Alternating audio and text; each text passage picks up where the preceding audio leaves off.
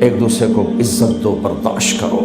میرے نبی نے فرمایا بہترین مسلمان وہ ہے جو بیوی سے اچھا سلوک کرتا ہو، اور بیوی سے فرمایا میری شریعت میں سجدہ ہوتا تو بیوی سے کہتا خامند کو سجدہ کر۔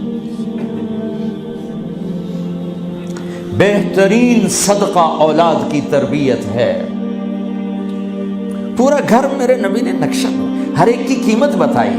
ماں تیرے قدموں تلے جنت، کہ کاش میری ماں زندہ ہوتی، تم دیکھتے میں کیا کرتا، میں عشاء کی نماز کے مصلی پر ہوتا، میں سورۃ فاتحہ پڑھ رہا ہوتا، ادھر سے آواز آتی میری ماں کی محمد، تو میں نماز توڑ کے کہتا لبیک اماں جان۔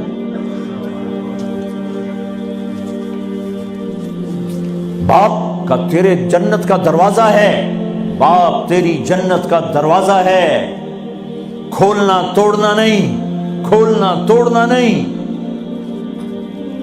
توڑ دیا تو جنت میں نہ جا سکو گے۔ سب سے بہترین مسلمان جو بیوی سے اچھا سلوک کرے، سب سے بہترین عورت جو اپنے خامند کی منشا کو دیکھے۔ پھر آپ نے ایک عجب بات فرمائی جو معاشرے میں بہت بوجھ بنتا ہے جس کا، ہاں بھائی تمہیں ایسا صدقہ بتاؤں جس سے بڑھ کے کوئی صدقہ نہیں، تمہیں ایسا صدقہ بتاؤں جس سے بڑھ کے کوئی صدقہ نہیں۔ انہوں نے کہا جی کیا؟ کہ الابنۃ المردودہ، جس کی بیٹی کو طلاق ہو گئی یا بیوہ ہو گئی اور گھر واپس آ گئی ماں باپ کے، یا ماں باپ نہیں ہے تو بھائی ہیں، وہ ایک بوجھ بنتی ہے ماں باپ پر بھی، اور بھائی تو ویسے ہی باغی ہو جاتے ہیں۔ میرے نبی نے فرمایا اس بچی پہ خرچ کرنا کائنات کا سب سے افضل صدقہ ہے۔ گھر، ایک گھر کیسے چلتا ہے؟ ہمارے ہاں پنجاب، سندھ، بلوچستان سرحد میں بہنوں کو وراثت میں کوئی حصہ نہیں ملتا، سب بھائی کھا جاتے ہیں۔ میرے نبی نے فرمایا جس کو اللہ نے 2 بہنیں دیں اس نے ان کا حق ادا کیا، شادی کی حق ادا کیا۔ ماں باپ کی وراثت میں سے ہوتا ہے، اگر میں نے کوئی خود کمایا ہے اس میں بہنوں کا حق نہیں، ماں باپ سے اگر 1 روپیہ بھی آیا ہے تقسیم کیا جائے گا۔ جس نے بہنوں کا حق ادا کیا، شادی کی حق ادا کیا، اس پہ جنت واجب ہو گئی۔ جس کو اللہ نے 3 بیٹیاں دی، اس نے ان کی ڈولی اٹھائی، وہ جنت میں میرے ساتھ یوں ہوگا۔ ایک بولے، اگر 2 ہوں، کہ جس نے 2 بیٹیوں کی شادی کی وہ بھی ایسے ہوگا۔ اللہ بھلا کرے۔ ایک صحابی کا، کہ جس کی 1 ہو، کہ جس کی 1 ہے، اگر اس نے اس کو عزت سے رخصت کیا تو وہ بھی میرے ساتھ ایسے ہی ہوگا۔ پھر کئی بچیوں کو طلاق پڑی ہے کہ اس کو بیٹا نہیں ہوتا۔ یہاں آنے سے پہلے کا واقعہ، پنڈی سے بچی رو رو برا حال اس کا، میں تو فون سنتا ہی نہیں ہوں ایسے کہ میرا تو کلیجہ پھٹ گیا ہے۔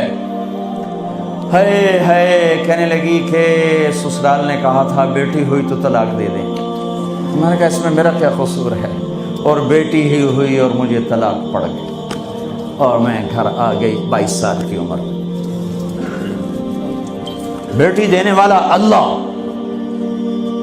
اور ظلم کرنے والا سسرال۔ میرے نبی کو اللہ نے بیٹے دے کے اٹھا لیے، قاسم اٹھا لیے، عبداللہ اٹھا لیے، ابراہیم اٹھا لیے، 4 بیٹیاں دی، 3 زندگی میں اٹھا لی، زینب، ام کلثوم، رقیہ، تینوں آنکھوں کے سامنے چلی گئیں۔ فاطمہ سے نسل چلی، آپ نے فرمایا لوگوں کی نسل بیٹے سے چلتی ہے، میری نسل میری بیٹی فاطمہ سے چلی۔ اس لعنت کو دھویا۔ عورت کا کیا قصور ہے اگر اس بیچاری کو بچیاں ہو رہی؟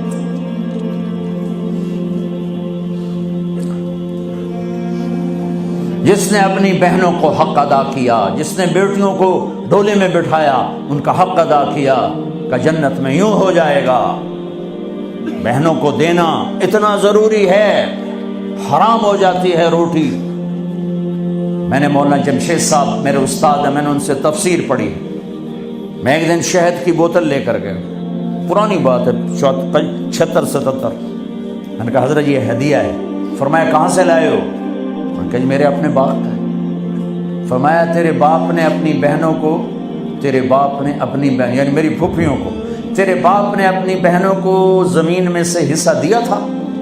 یہ سوال کیوں کیا؟ 10 روپے کی شہد کی بوتل تھی اس وقت، کہ اگر دیا تھا تو یہ میں لے لوں گا، اگر نہیں دیا تو پھر یہ حرام ہے، میں نہیں لوں گا، یہ مطلب